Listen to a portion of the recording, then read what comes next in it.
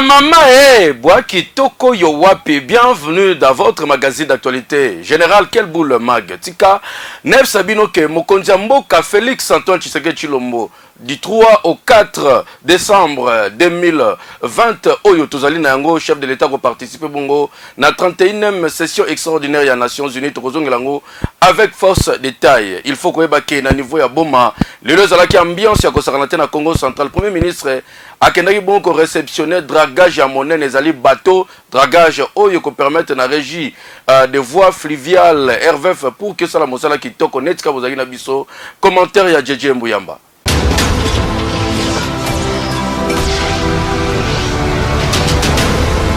Chef du gouvernement congolais, Sylvestre Ilunga Ilunkamba, présent le mercredi 2 novembre, Kuna na ville ya Boma, pour assister à la réflexion et inauguration ya nouvelle drague maritime Oyo Babengaka 7e na Mukuse. Acheté na fonds propre ya gouvernement congolais, Oyo coûté 10 millions de dollars américains. Et Sengeli Koyebake, cérémonie Oyo Salamaki na présence ya ba autorité provinciale et municipale nyonso ya ville ya Boma, na présence ya ministre des Transports et Excellence Didier Mazenga, Oyo a remercié chef de l'État Félix Antoine Tshisekedi et na gouvernement Mobimba ya Sylvestre Ilunkamba.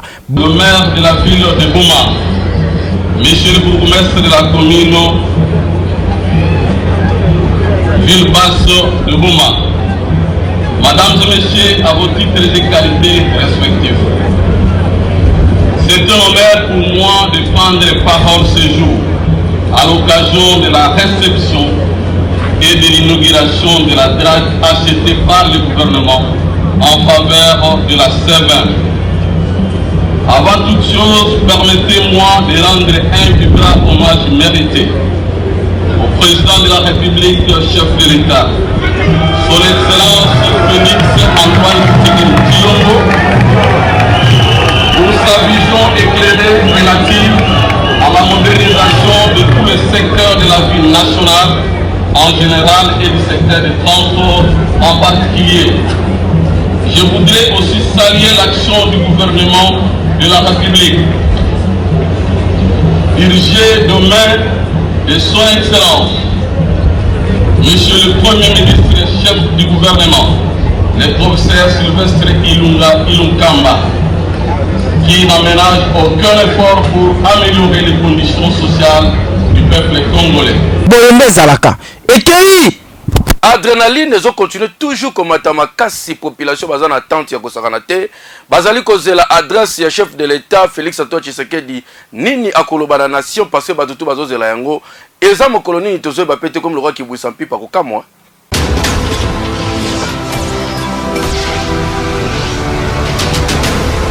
Suspense et ont continué toujours couronné par les Congolais avant décision du chef de l'État Félix Antoine Tshisekedi Oya promettait qu'il n'a pas Congolais après clôture ya ba consultation na yé ba tractation et bandit déjà de part et d'autre. Population congolaise très inquiète dans la situation politique Oyo République démocratique du Congo est traversée. Na micro ya Kelboul Mag yoka ba Congolais ndenge ba communiquer. Constant vraiment na sala kino on dit ti ba Congolais bazana moi somo moko bo.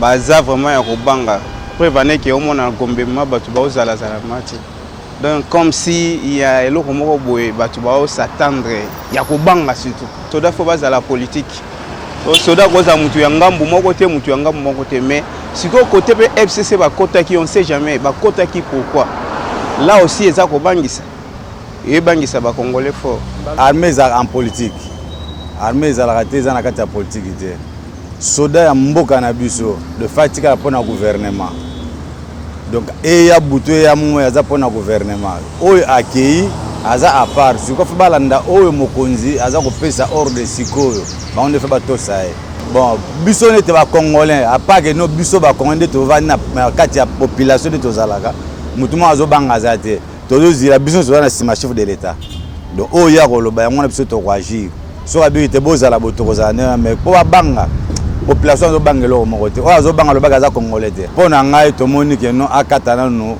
alliance na FCC kashwana e katana président aza chef de la nation aza garant de la nation do yende fazo ba mesure o esengeli biso to za tout simana oyo makambo ezala oyo azosala en tout cas to sepel nango te. C'est la toute première fois on a kati ya Congo et comme il y a double gouvernement ezalaka te. Akata yaza kinoa.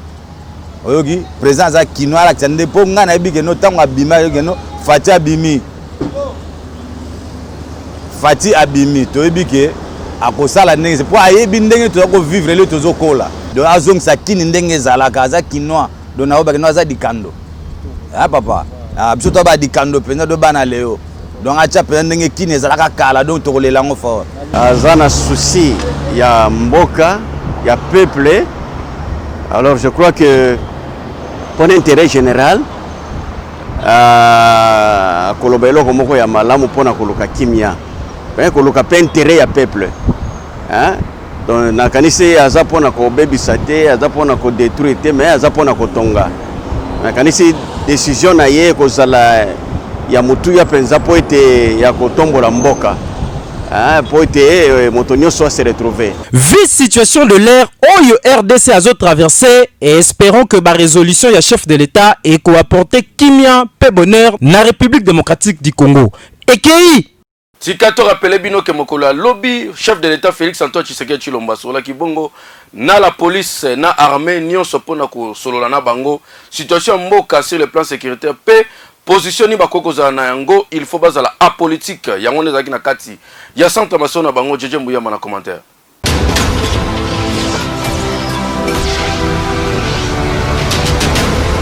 Ba au gradé nyonso ya République démocratique du Congo veut dire ba mapinga ya mboka bazala ki bongo na palais de la nation. Un temps chef de l'État asali entré na ye kaka ndenge bozali komona azui place abandi kosolola na bango indusa na ndenga defoite ezalaki bongo ba état major ya ba commandement ya FRDC ba commandant ya zone de défense na ba état major ya ba officier ba chef de troupe force aérienne pe bazalaki wana na pointe spécialisé à la police bango pe bazangaki te bazalaki wana pona koya kosolola na commandant suprême ya ba FRDC son excellence Félix Antoine Tshisekedi Tshilombo oyo na maloba na ye atalisi na ba mapinga et sengeli ba ye ba ko garder intégrité territoriale donc monguna alekate na période oyo na simana yango ba mapinga nyoso ba soda ya mpiko ya solo oyo République démocratique du Congo azali ko compter na bango ba sali renouvellement ya acte ya loyauté pe ya fidélité na commandant suprême son excellence Félix Antoine Tshisekedi Tshilombo yoka communication oyo. Nous, militaires et policiers de la République démocratique du Congo, tenons à préciser, en ce 1er décembre 2020, ici, au Palais de la Nation, que conformément à nos missions constitutionnelles légitimes, demeurons apolitiques et républicains, totalement dévoués à la cause Congo. Face aux vicissitudes du moment, restons attachés aux valeurs démocratiques consacrées par l'article 287 de notre Constitution qui stipule que les forces armées et la police nationale congolaise ont pour mission de défendre l'intégrité du territoire national et les frontières.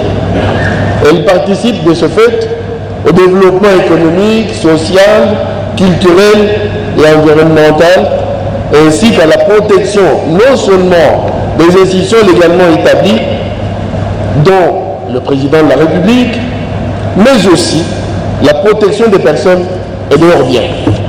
Awa ba mapinga ya ekolo basangani ba sololi na mokonzi ya mboka pona koyeba ko garder frontière moko ya République démocratique du Congo ataki pesi ekokende te boyende ezalaka po ba mapinga oyo bazali très déterminé monguna akoleka te boyende ezalaka ekei mouvement révolutionnaire vert basalaki bongo congrès na bango monene oyo ezalaki na ambiance ya kosana te pe ba désigner nani akokumbela bango comme président national. Commentaire ya Jeje Mbuyamba, Karine Evili.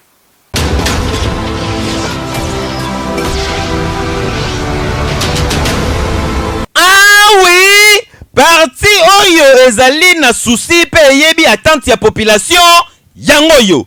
Mouvement révolutionnaire MRV en sigle basalaki congrès extraordinaire na bango awa na ville province à Kinshasa. Au cours ya congrès yango ezalaki question ya koélire ba dirigeant ya sika pe monsieur Vital Aristote Kitenge nde akomi président national ya MRV oyo akokumbela yango avec mpivo pe idéologie toujours. Aussitôt élu, aussitôt investi devant ba cadre ya parti ba pesi ben signe ya parti lokola statut règlement d'ordre intérieur drapeau ya RDC na constitution oyo nyonso elakisi ke azala toujours aliment na makambo etali mibeko ya mboka. Cérémonie esalemaki na présence ya président fédéral ya Grand Katanga ya Sankuru pe misusu bazalaki wana avec impact pe idéologie yoka monsieur Vital Aristote Kitenge ndenge a communiqué. Merci beaucoup. Lelo eza journée munene pour nangai parce que pour ningai président national ya parti politique oyo et bengami na kombo ya MRV, mouvement de la révolution verte, parti écologique. Alors avec l'expérience que j'ai de 18 ans à côté du patriarche Etienne Tshisekedi, et je sais que non, voilà, je vais vraiment amener ces partis très loin. Nakoyemayango loin, nako faire élire ba député belé na kati ya parti. Effectivement, nenge oyebi que parti ezalaka wana pona ko éduquer base, pona ko éduquer masse. Dans le cadre ya Moussala Nabiso, Sokolanda qui président en Ligue de jeunes.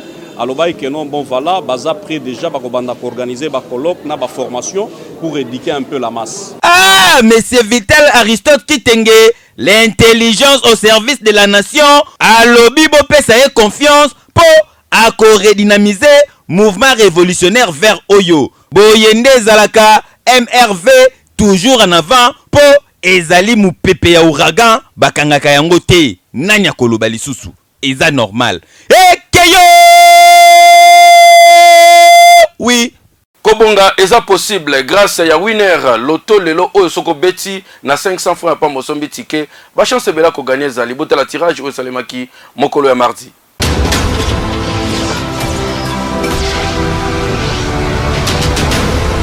Winner.bet présente Winner Loto. Nini wana bozo beta. Winner. Bonsoir à tous et merci de faire confiance à Winner Loto pour ce 13e tirage. Je vous apporte des sommes très somptueuses, entre autres 148 533 800 francs congolais qui est notre jackpot, mais aussi 1 milliard de francs congolais, notre super jackpot. La condition est simple, choisir 5 bons numéros sur le bulletin des jeux. À cela, vous ajoutez aussi le numéro de la super boule. Alors si vous l'avez fait, que vous êtes prêts, moi je vous dis bonne chance pour la suite. Très important à savoir, ceci est un tirage qui se déroule sous le contrôle d'un huissier de justice, des officiels Winner Loto, mais aussi d'un public témoin. On accueille le premier bon numéro, le voilà donc arrivé, le 39. Quel sera le deuxième numéro à devoir composer notre combinaison gagnante de la soirée? Le 4 fait donc son entrée en troisième position. Voilà donc arrivé le 41. Quel sera donc le quatrième numéro de cette très belle soirée? Je vous rappelle tout de même la combinaison de cette très belle soirée. Il fallait avoir sur vos tickets les 48. Voilà donc arrivé le 13, notre quatrième numéro. En cinquième position, le 31, plus que le numéro de la super boule. Allez, fini le suspense, c'est rien d'autre que le 3. Revoyons ensemble avec vous. Il fallait avoir sur vos tickets les 39, le 4, le 41, le 13, le 31, mais aussi le 3 qui est donc le numéro de notre super boule. Avez-vous trouvé cette combinaison gagnante de la soirée? Si oui, je dis félicitations, sinon je vous retrouve très prochainement avec le même plaisir. Surtout, prenez bien soin de vous. Au revoir. Winner Loto!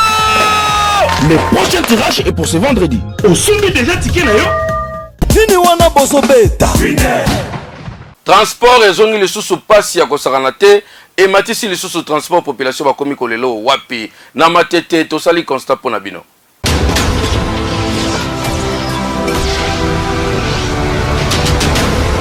Na Kinshasa na période oyo tozali na yango transport ekomi pasi na ndenge ya kosakana te mingi na ba aire de pointe, c'est-à-dire na tongo pe na pokwa batu bakoma ko souffrir na ndenge des fois te, surtout ke ba embouteillage ya ba saute mouton, ba embouteillage oyo ekoma kosala ke transport ekoma pasi pe population et souffrir. Bota la bino moko na arrêt de bus soki bokomi ezali na des tendance moko ezali bongo ya bato oyo bazelaka bongo ba esprit de vie. Pokuna transport na yango ezalaka bongo 500 francs congolais. Kasi pona kozwa esprit de vie oyo okokemba na ndenga deux fois te po premier soin ezana nous faut sala mulongo. Imaginez osali mulongo bisango na ezali te na espoir kaka ke un jour ekoya kaka.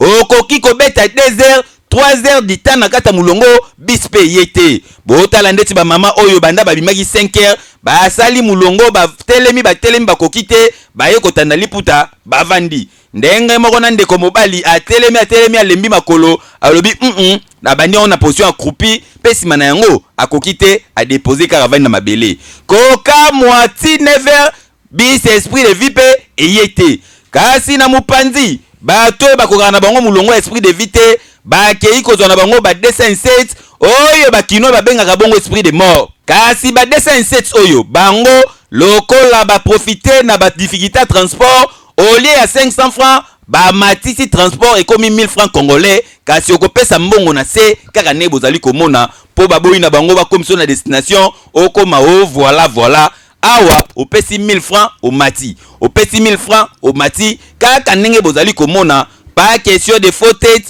pas question de cartes, pas question d'explication. Bato bazali komata moyena quelque chose. Na mopanzi tangu 207 ekendaka te kei na kwe mususu ba mama bayaki tongo bayoka kuna babeleli IEC. Bakimi mbangu ndenge bozali komona bokokanisa ke bazali kokima pona kolanda muyibi. Nzoka nde bazali kokende kokima pona kokanga place bakota na bis.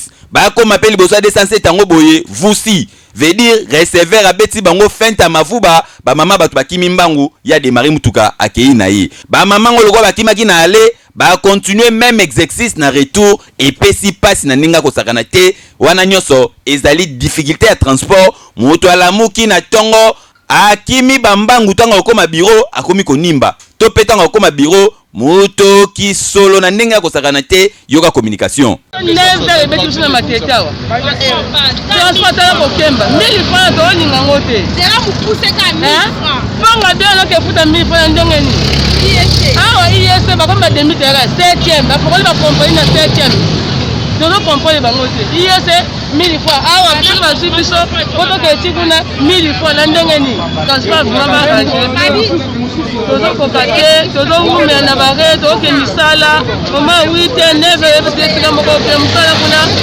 mama bakomo balobala komo kuna lokuta en tout cas gouvernement la biso atele samba transport ndenge tozomona transport ekomi pasi bademi terrain transport ekomi 1000 francs si longtemps tomona baobelela 1000 francs na misu ya policier aza na bagent de l'ordre baali bazokanga te mais likambo ya kashi ne biso population tokomi mal à l'aise mais toza mpe mal à l'aise na mamba transport lelo bachargeur bamobelela 1000 francs transport na 500 eyalaka te tolamuki banda 6 heures totemi na bare jusqu'à présent 8 heures ekokomeka biso banda bademi terrain kaka bademi terrain mais course normale eza te siko gouvernement ezolandelaka makambo akashi ne bongo sikoyo biso bapetit peuple transport tosala ndenge nini bakonzi ya mboka surtout gouverneur ya ville province ya Kinshasa papa yo mto fixaka makambo etali prix ya transport na ville ya Kinshasa meka kotala nanu situation oyo ministre ya transport meka ko réfléchir ndenge nini ozongisa bali na transco na marge po population mikolo yo bazonyokwama awa nanu kutu effervescence ya makambo bona nene on bandite eza déjà boye et bon so to komba les 15 ba les 20 ti ba les 25 c'est que ekozala vraiment terrible et normal tiens Kinshasa mutoke ni musala déjà toki pa uti owele ya mutuka ekei respect à bamwa na République démocratique du Congo pourquoi ils ala katena ba cimetière na biso na cimetière ya Kingapio déjà etonda mais lelo bazo continuer kokunda bato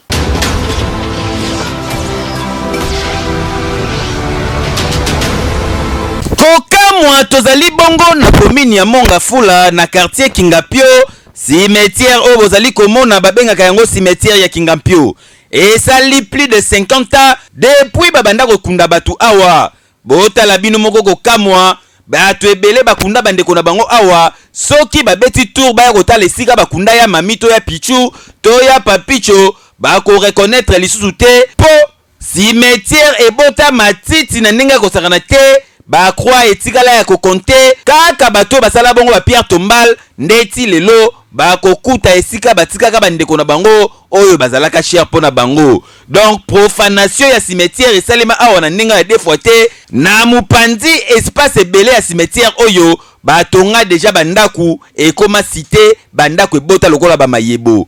Kokamo ezali que ti lelo bato bayaka ko continuer ko kunda batu ndenge bozali komona ba jeune garçon oyo basalaka awa bazali ko chumola kasi awa bachumolaka mulai te po kanangi okotuta cercueil mususu bakundela mutu awa. Imagine eta ya cimetière oyo botala bureau ya administration yango yo eza na kiti te eza na mesa te ata papier moko bazalaka na yango te awa esalimaka kaka de bouche à l'oreille yo ye osololi o négocier o futi bango mbongo sima na yango bakelakisa espace bayebisi yo chumola awa okunda ndeko na yo botala bino moko ba administrateur ya cimetière oyo bavandi likolo bambu likolo wana batie mandalala po bakota moi te kokamwa kasi na mbula babetaka tula mwisi ya zaza ndeko oyo azali kochimola boye kombo na ye zaula veut dire akotisa 1000 esprit abanga keloko te po akutana na makambo ndenge na ndenge mukolo mususu akochimola boye krana mutu ebimi mukolo mususu akomeka boye liboko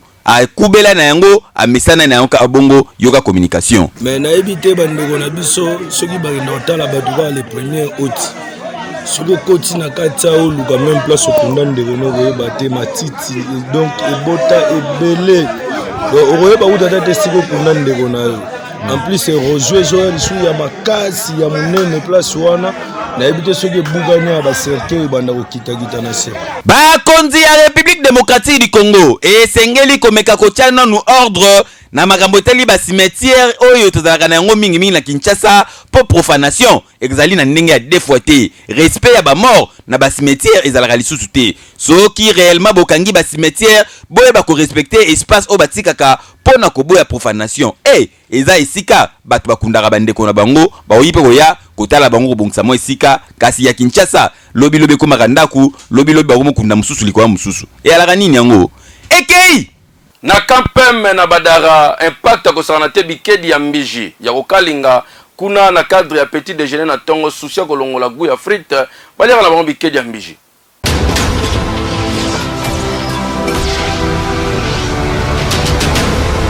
Tozali na bibwa na kampeme na commune ya Ntsele mama na biso oyo bozali komona article 15 na ye commerce ya tous les jours asala rapona kolesa libota na ye ezalaka bongo kokalinga bikedi me awa babengaka yango bikedi ya mbiji ya kalingaka bikedi ya minene ndenge bozali komona awa tongo soka la muki direction akoti directement na libongo kote ya baramoto pona kosomba bafufu eutaka kuna bamboka soki kuna fufu mikolo ezomona na te akitaka tina maringa na komini ya Kasavubu pona kosomba bikedi epa bamama na biso bautaka nango bakongo simazongi na ndako alalisi yango kitoko na kata mai ezeba tango kokita lobi na tongo anyengele yango sukali différence ya ye na batu musu bakalingaka na mungwa ya chaka mwa sukali muke après abandi kokalinga yango clientèle déjà na batongo mikolo bamama na bana bayaka kosomba epa na ye na susi ya kolia frites bakinoa na bakinoa ebele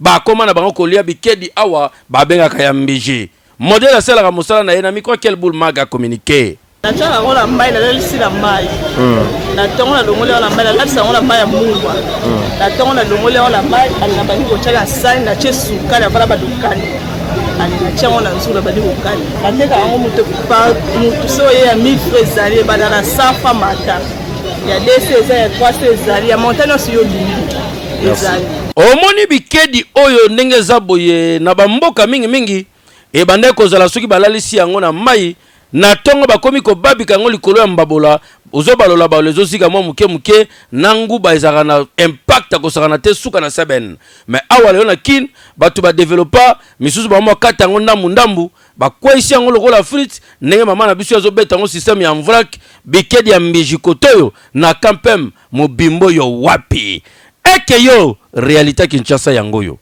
Visiter Céline Safari Zongo. Ezali cadre moko kitoko paradisiaque bo se retrouver en famille détente pour na bino ba diaspora so boye na Congo. Boya pe na Congo central boko mona ba merveille kitoko. Shit ya Zongo.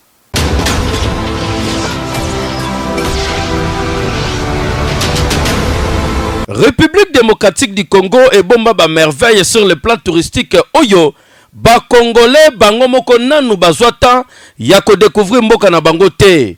Awa tozali bongo na territoire ya Kasangulu na secteur ya Luila na village ya Matanda.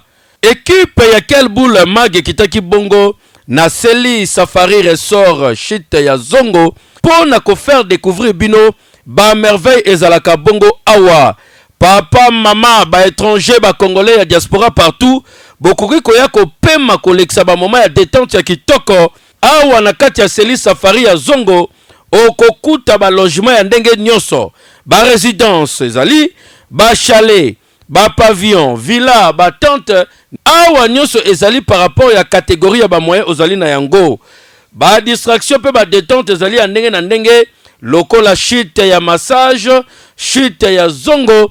Et puis promenade na kati ya forêt, oko se retrouver makasi na endroit paradisiaque oyo et bombama na kati ya Congo central.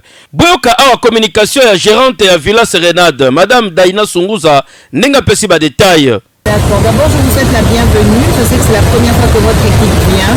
Zongo, c'est le premier site touristique de la RDC.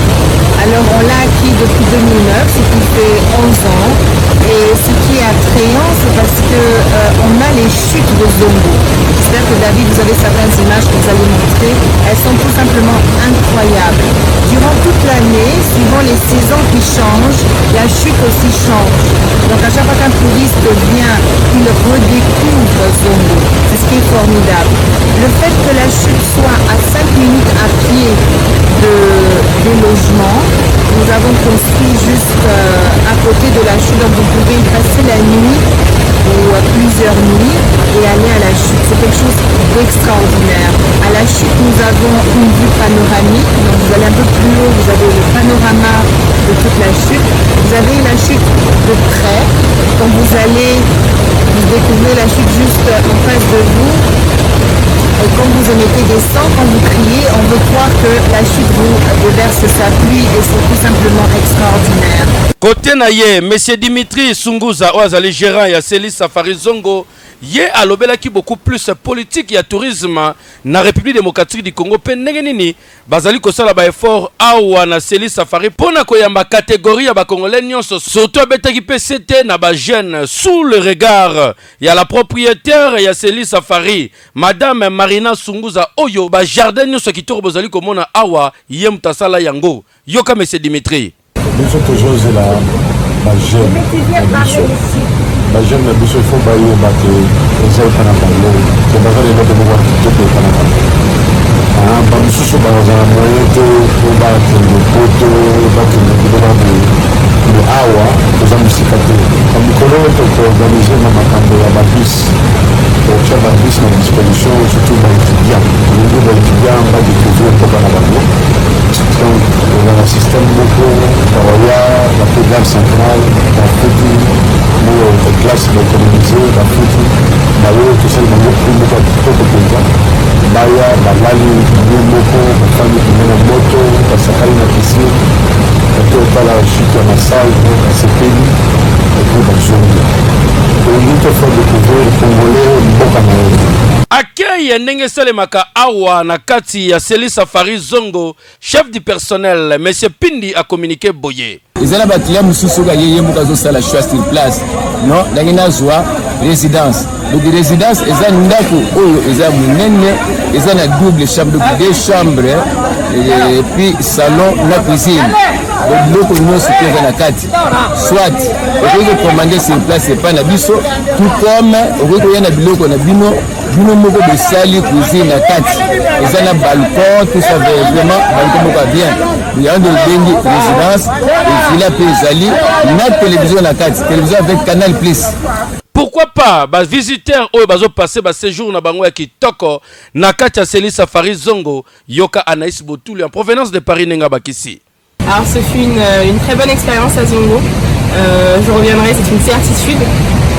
Tout ce qui est question de verdure, activités, que ce soit les chutes, les cascades, c'est une expérience vraiment inoubliable à vivre, surtout dans le pays qui est la République démocratique du Congo. Ndeko congolais, ndeko kinois. Olie ofutaka mbongo ebele okenda kosenga ba visa bazopimela yo pour kende ko visiter bamboka bapaya. Tala bijou endroit paradisiaque yango yo awa na Congo central kaka eza musika te oye okosepela na shita zongo shita massage kitoko yo wapi Célie Safari Resort ya zongo nde meilleur endroit pour na se détendre ba séjour na bino pourquoi pas mariage lune de miel awa même anniversaire o mobimbo yo wapi boya ebele bokosepela keyo oui merci. Quel boule maga mokolole silibotika na kimia. Ba mama boa kitoko yo wapi oza na poso komela biso benga biso numéro oza na se logo na biso nde place ko contacter biso pour na promotion na même toza na mikili ya poto yeba ke tokolobela yo bakotala na YouTube pe na Kishasa toleka bongo na ba chaîne ebele bakoyeba makambo zali kosala. Merci.